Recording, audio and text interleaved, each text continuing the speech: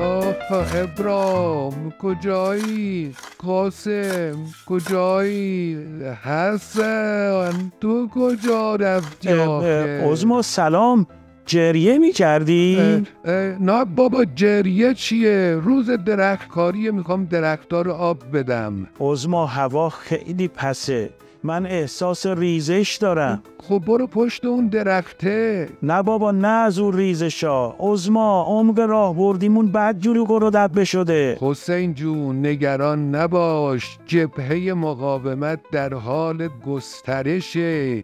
عظما بابا من سلامی اما بسیجی گاگول نیستم سرمو گول بمالی.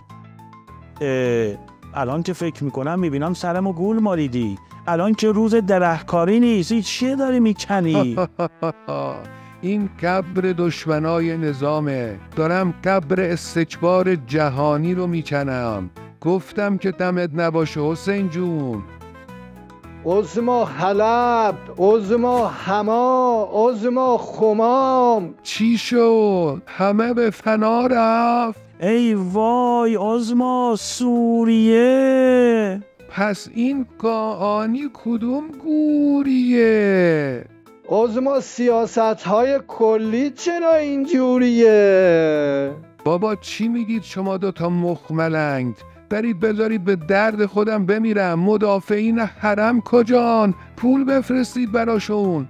پولمون کجا بود؟ ناترازی داریم. حسین موشک بیار. دیر شد، موشک رو ول کن، پوشک بیار. عظما مگه نگفتی این قبر دشمنه؟ من به قبر بابام خندیدم، این قبر خودمه. من رفتم.